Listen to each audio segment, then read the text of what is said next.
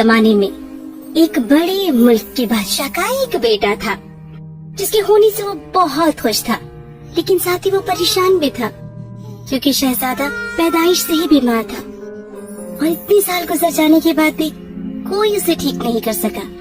एक रात बादशाह ने आग के सामने दुआ की, ओ मेरे खुदा, अब मैं बूढ़ा हो चला हूँ और जल्द ही मैं तमाम अवाम को छोड़कर जन्नत में रहने आऊंगा। मेरे बाद उनकी हिफाजत करने वाला मेरे बेटे के अलावा कोई नहीं। मेहरबानी करके मुझे बताइए वो ठीक कैसे होगा। बादशाह ने जवाब का इंतजार किया और फिर लगातार जल रही मौजज़ा वाली आग में से आवाज आई, जब दुनिया के आखिरी छोर के जादुई तालाब से शहजादा पानी पिएगा, उसी वक्त वो ठीक होगा। लेकिन बादशाह बहुत ज़ईफ था और वो खुद सफर नहीं कर सकता था और शहजादा बीमार था, इसलिए उसने अपनी सल्तनत में मुनादी करवाई कि जो कोई दुनिया के आखिरी छोर के जादुई तालाब से पानी ला कर देगा, उसे बादशाह बहुत इनाम देगा। उसके बाद बहुत से दिलेर लोगों ने कोशिश करके देखा, लेकिन वो तालाब किसी को हासिल न हुआ।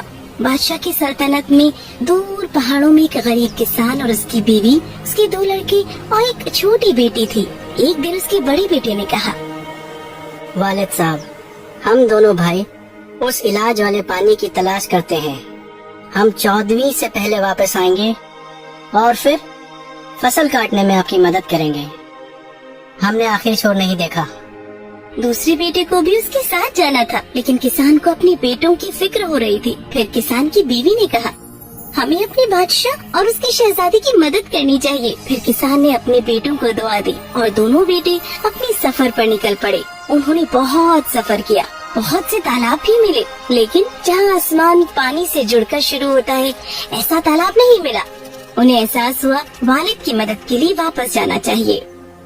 देखो छोटे भाई, आखिरी छोर के आखिरी तालाब को हम नहीं तलाश पाए। ऐसा करते हैं, हर तालाब से थोड़ा थोड़ा पानी जमा करते हैं और ऐसा करने से हमें इनाम भी मिल जाएगा। और फिर जब वो वापस आए तो उन्होंने बादशाह को बताया कि ये पानी जादुई तालाब का है। और जब वो पानी शहजादी को दिया गया तब कोई फर्क नहीं पड़ा, वो बीमार का बीमार ही रहा।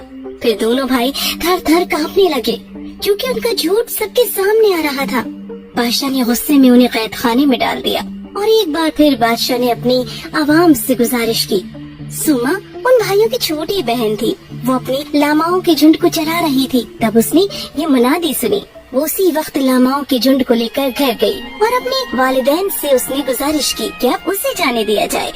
अभी तुम बहुत छोटी हो मेरी बच्ची, और देखो तुम्हारे भाइयों के साथ क्या हुआ। हम हमारी लाडली सुमा के बगैर नहीं रह सकते। लेकिन जरा सोचिए, अगर शहजादी गुजर गई तो बादशाह कैसा महसूस करेंगे, और अगर मुझे वो तालाब मिला तो शायद बादशाह मेरे भाइयों को माफ कर दे। अजी, शायद खुदा की यही मर्जी है। और फिर उन्होंने उसे दुआ दी। फिर वो दिलेर सुमा अपने पसंदीदा पालतू लामा के साथ अपनी मंजिल की जानिब चल पड़ी। साथ में उसने कुछ मकई के दाने और पानी लिया। रात में वो पेड़ की सबसे ऊंची टहनी पर जाकर सो गई।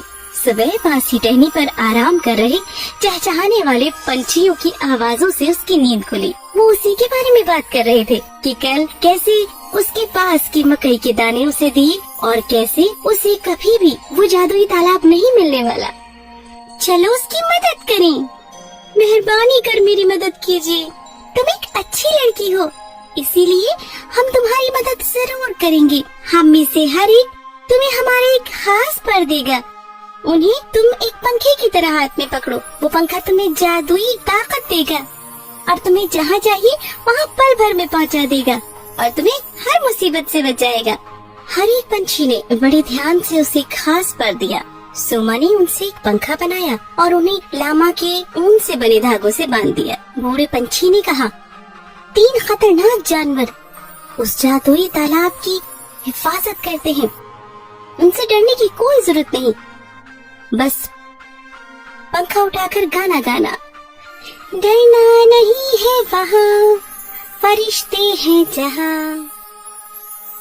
सुमा ने बड़े प्यार से पंछियों का शुक्रिया अदा किया और उसने पंखों को हाथ में लेकर कहा, हमें दुनिया के आखिरी छोर वाले जादुई तालाब के पास ले चलो। फौरन ही एक हवा का झोंका आया और उन्हें उठाकर पहाड़ों के पार ले जाने लगा। वो बर्फ से ढकी हुई चोटियां थीं। आखिर में हवा ने उन्हें आसमान से जुड़ी तालाब के पास लाकर छोड़ दिया। वो दौड़कर तालाब के पास पहुंची। अपने बर्तन में पानी भरने वाली थी कि इतने में एक बड़ा सा केकड़ा वहाँ आया और उसने कहा, तालाब से दूर हो जाओ वरना मैं तुम्हें खा जाऊंगा। जैसे ही केकड़े ने अपने पंजे सुमा की जानिब बढ़ाए, वैसे ही लामा ने केकड़े की आंखों में थूका।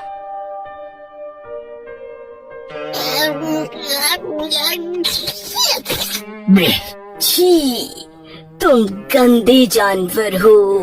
इतने ही वक्त में सुमा को जादुई पंखा निकालकर गाना गाने का वक्त मिला।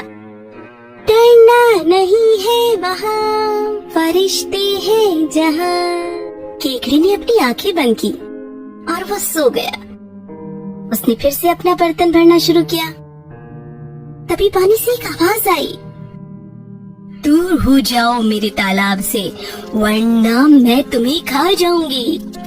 लामा ने मगरमच्छ को देखते ही उसकी आंखों में फिर थूका। ओफो या खुदा, क्या बेवकूफी है ये। सुमा ने झट से पंखा उठाया और गाना गाया। तभी वो मगरमच्छ गहरे पानी में चला गया। सुमा अब डर से बाहर निकलने ही वाली थी कि इतने में ही उसे सीटी की तरह चुभती हुई आवाज सुनाई दी, दूर हो जाओ तुम्हारे लामा को लेकर इस तालाब से वरना मेरा जहर तुम दोनों की जान ले लेगा। सुमा ने ऊपर देखा तो उड़ने वाला सांप दिखा। उसके बाद सांप ने अपना जहर सुमा की जानिब फेंका, लेकिन उसी वक्त लामा ने भी हवा में थूक फेंका।